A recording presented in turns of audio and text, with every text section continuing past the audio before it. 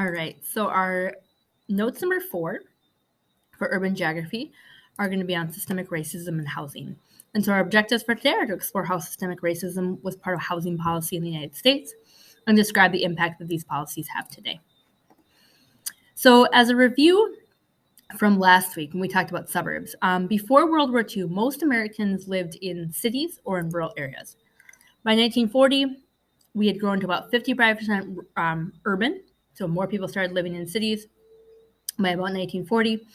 And then, but the suburban realm, so the suburbs right outside the urban area, share of the population rose from 19% in 1940 to 30% by 1960.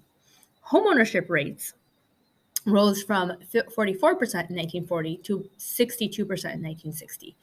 And today, the United States is about 80% urban.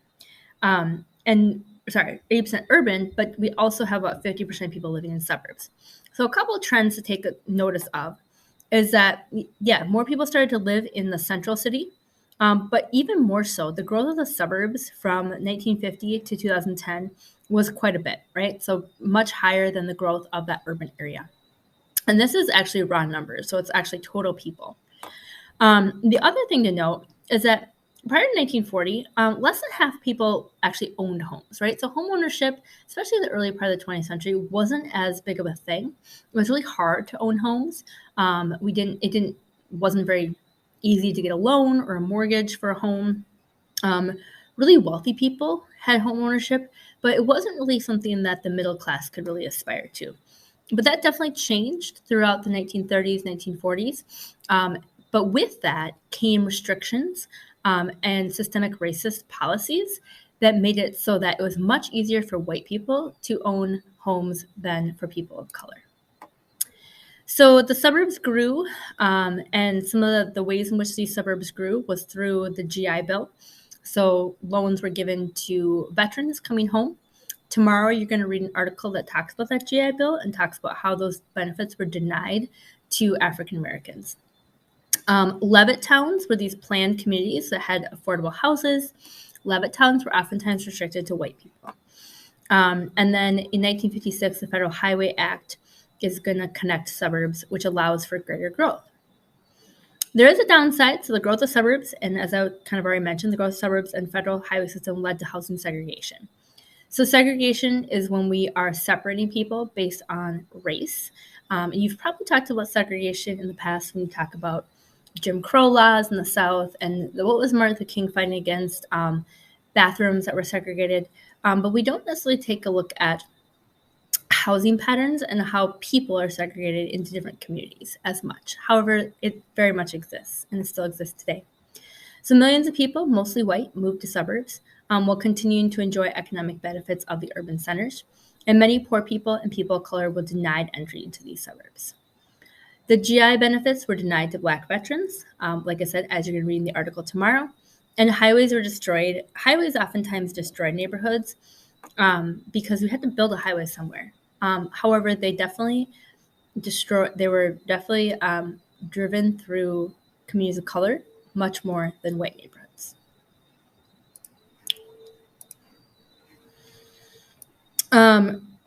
So housing segregation started before this post-war growth. And today we're going to focus on 2 other practices that led to housing segregation prior to World War II.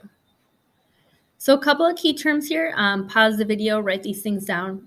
So when I use the term systemic racism, I'm talking about racism that's not like an individual person being racist to another person. It's about the laws, the customs, the practices that are built into society over time that have disadvantaged people of color. And then segregation, like I said before, separation of people based on race. So you're going to take a look at these couple maps. This link right here, if you click on it, it is going to probably have a paywall on it, so you may not be able to do it. But when we take a look at spatial patterns today, these are cities today, right? So this is Washington, D.C., this is Houston.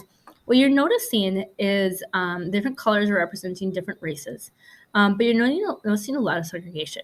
So you'll see communities where majority of the community is African American, majority of the community is white, majority of the community is Hispanic.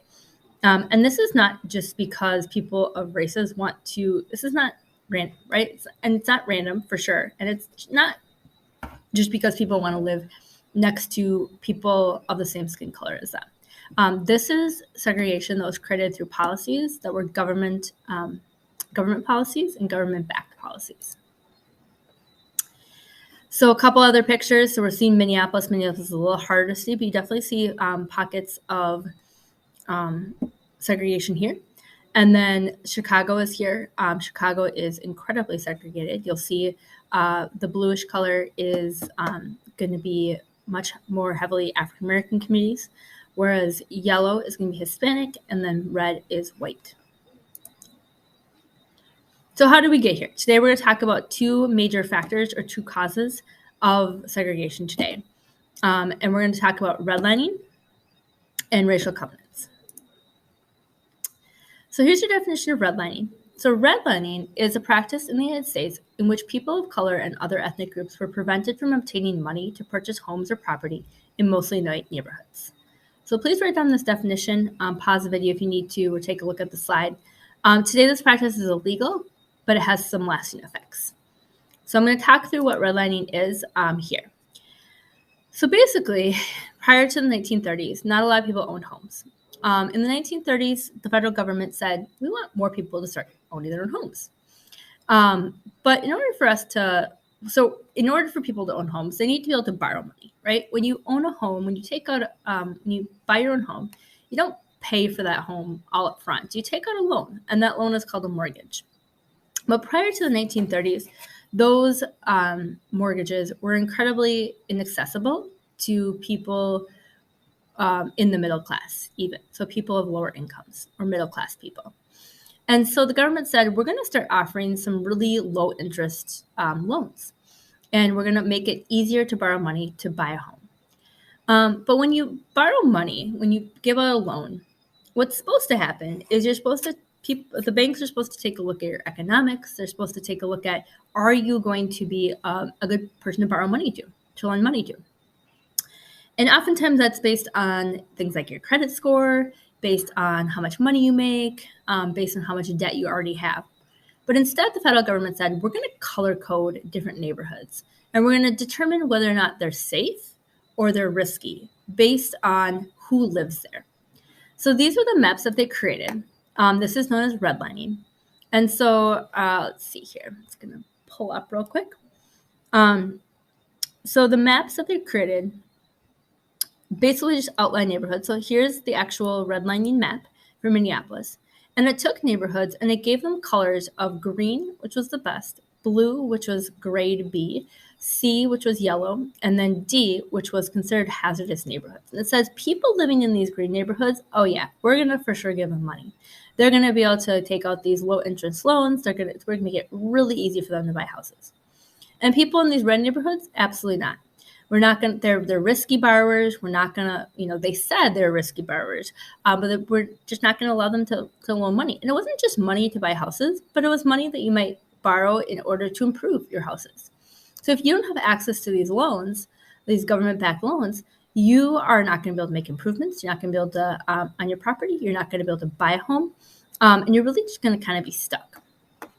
So the background then is that pretty much entirely, these neighborhoods were color-coded based on the race of the people living within them. So here's an example. This comes out of the book called The Color of Law. And there was a white middle-class suburb. So middle class, not rich, not poor, but middle-class suburb was given a green color, the best grade, because it had, quote, and this comes from these federal documents, not a single foreigner or Negro, not a single person of color. A similar economic value. So we have another middle-class suburb in St. Louis. So once again, not rich, not poor, but about the same economic status as this other one. Middle-class suburb, color-coded red, because it had, quote, and this is what they defined it as, little or no value due to the colored element now controlling the district. So as you can see, decisions weren't being made based on the economics, based on the ability to borrow money or the safety of but it was really just based on skin color. So redlining was one step. Another step was racially restrictive covenants. So a racial covenant are legal contracts. So when you buy a house, there's this legal document that comes with your house. It's called a deed. So there were legal contracts written into these deeds that attached to property that prevented people of certain races and ethnicities from buying the house. So you buy a house, the house has this document, and there were people started writing these covenants into the deeds of the house. So here's an example. This comes from the Mapping Prejudice website. And in this particular house, this legal document said that it shall never be rented, leased, or sold, transferred, or conveyed, nor shall be occupied exclusively by people or persons other than the Caucasian race. Caucasian meaning white. So it was technically illegal to sell this house to a person of color. So this was a way that individuals could make their neighborhoods more white. And oftentimes entire neighborhoods were covenanted. You're going to learn a lot more about this in the video that you're going to watch called Jim Crow of the North. But you can see here that a lot of neighborhoods in Minneapolis, all of these properties had covenants on their property. So you can see that entire neighborhoods were kept, were restricted to people of color.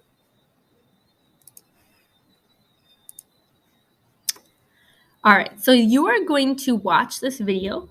So go back to my slides, watch the video. It explains a little more about redlining, but it also talks about how that redlining leads to a gap in wealth between whites and people of color. So one of the key things to get out.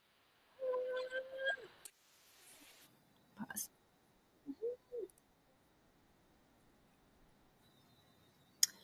So one other thing to note about this, I'm trying to go on to the next slide.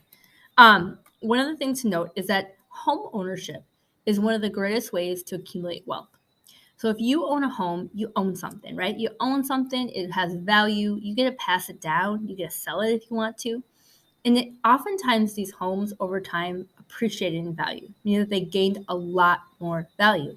So now you have something that is going to earn you money without you really doing anything.